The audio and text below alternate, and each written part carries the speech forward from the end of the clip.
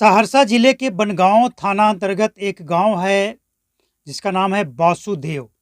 वासुदेव गांव में एक ललन मुखिया नाम के व्यक्ति की मौत हो गई। जानते हैं ये शराब कहां से लिए थे? एक महिला से।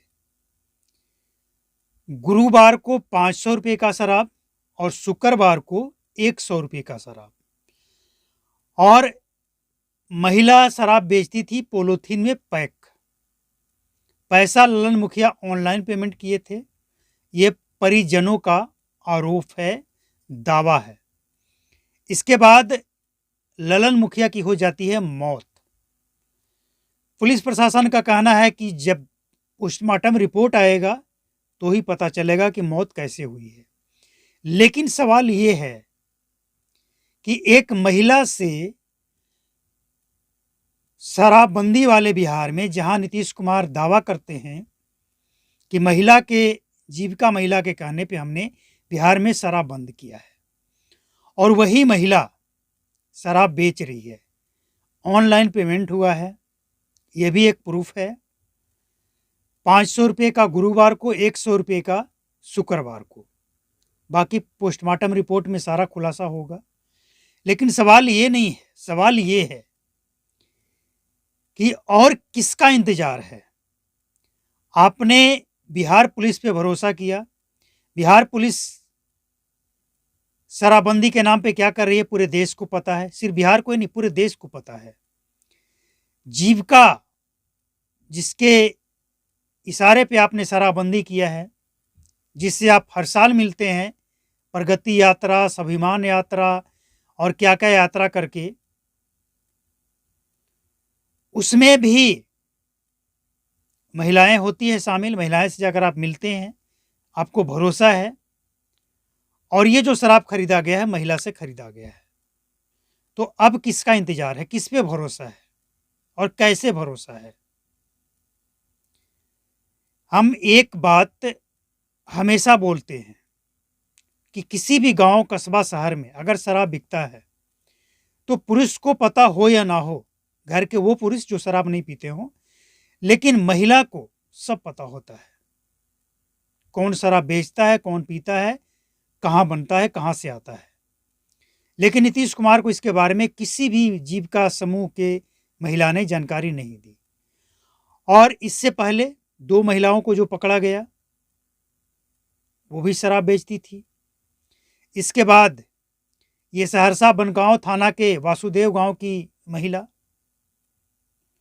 असल में ये जो ललन मुखिया है, इनके जीजा का दावा है कि मौत शराब पीने से हुई है। वो इसकी तफ्तीश कर रहे हैं, क्योंकि शराब पीने के बाद तबीयत बिगड़ती है, आनन फानन में अस्पताल ले जाया जाता है और रास्ते में वो दम तोड़ देते हैं, डॉक्टर मृत घोषित कर देते हैं। उन्होंने ही सारा खुलासा किया है कि शराब एक महिला से खरीदा गया, और ये शराब पीते नहीं थे, ये कोई शराबी नहीं थे, ये कोई आदतन शराबी नहीं थे। लेकिन ये इनका कारोबार था मखाना का, जिसका केंद्र सरकार ने मखाना बोर्ड बनाया है। उस मखाना का कारोबार ये करते थे, खेती करते थे। और इनका एक डील हुआ था छत्तीसगढ़ में, जिसमें इनको 2 लाख रुपए का लॉस हो गया किसी कारणवश। और वही लॉस के कारण ये टेंशन तनाव में थे, और उसी टेंशन तनाव में रहने के बाद ये शराब पीने लगे थे। इन्हें ये नहीं पता था कि जहरीली शराब और असली शराब क्या होता है। इन्हें जो मिला नज़दीक में उससे लेकर पीने लगे, अपना टेंशन तनाव दूर करने के लिए लाकर। हालांकि रास्ता गलत है, इसे हम सही नहीं ठहरा सकते हैं, लेकिन कारण जो भी हो, ये जो मौत हुई है एक महिला के हाथों से खरीदा गया शराब के कारण हुई है। ये परिजनों का आरोप है। बाकी पोस्टमार्टम रिपोर्ट और जांच के बाद ही सब कुछ क्लियर होगा। लेकिन अब सवाल ये उठता है कि सीएम साहब को क्या करना चाहिए? आपकी आंखों में धूल झोंका जा रहा है, चाहे वो जीविका हो या बिहार पुलिस हो, आपके कार्यकर्ता हो या जो भी हो, आपकी आंखों में धूल झोंका जा रहा है कि बिहार में शराबबंदी सब सही है, सब ठीक ठाक चल रहा है। इसीलिए बिहार सरकार को अब ये संज्ञान लेना पड़ेगा।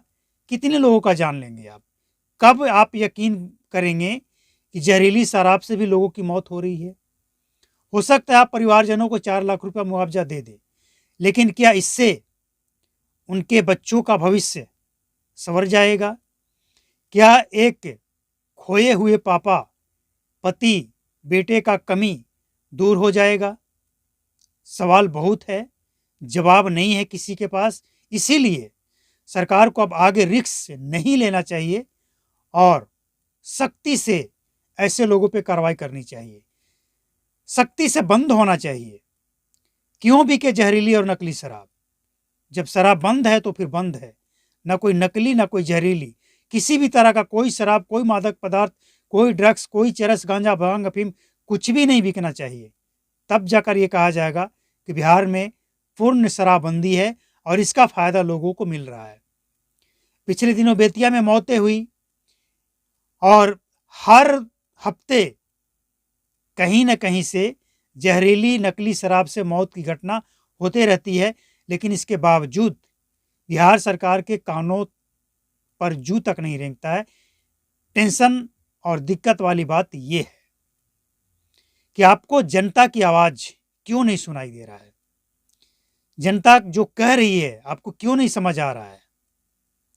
आपको ये क्यों नहीं समझ आ रहा है कि यही जनता आपको वोट देकर 20 वर्षों से बिहार का मुख्यमंत्री बनाकर बैठी है? और इसलिए कि आप जनता की बात सुनेंगे। अगर आपसे शराबबंदी कंट्रोल नहीं होता है तो हटा दीजिए, और अगर कंट्रोल होता है तो फिर सख्ती कीजिए। Patna high court, supreme court, सभी जगह से बिहार सरकार को, बिहार प्रशासन को फटकार लगा, लताड़ लगा, जुर्माना लगा। इसके बावजूद बिहार सरकार को क्यों नहीं समझ आ रहा है? हैरानी तो इस बात की होती है कि नीतीश कुमार को अगर कहा भी जाए, कोई पत्रकार, कोई नेता कहे भी, तो वो इस बात को यकीन नहीं करते हैं कि बिहार में जहरीली शराब से मौत हुई है, जहरीली और नकली शराब बिकता है। नहीं मानते हैं वो।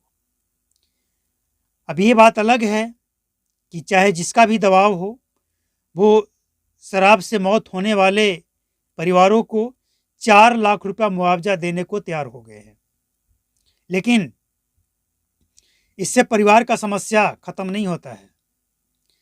तो सीएम साहब और खासकर नए डीजीपी साहब,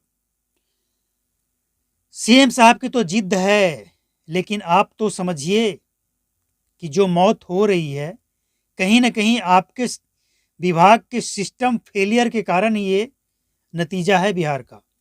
अगर बिहार पुलिस ईमानदारी से 24 घंटे के लिए भी अगर ये ठान लेना, बिहार पुलिस 38 जिलों की बिहार पुलिस अगर ये ईमानदारी से ठान ले कि बिहार में कहीं भी शराब नहीं बिकेगा, तो नहीं बिकेगा, यकीनन नहीं बिकेगा। लोग पीना छोड़ देंगे, लेकिन जब मिलता है तो इस तरह का कांड होता है। और सीएम साहब समझें या ना समझें, डीजीपी साहब को समझना पड़ेगा और बिहार की जनता को, भोली भाली जनता को जहरीली और नकली शराब से जान बचाना पड़ेगा।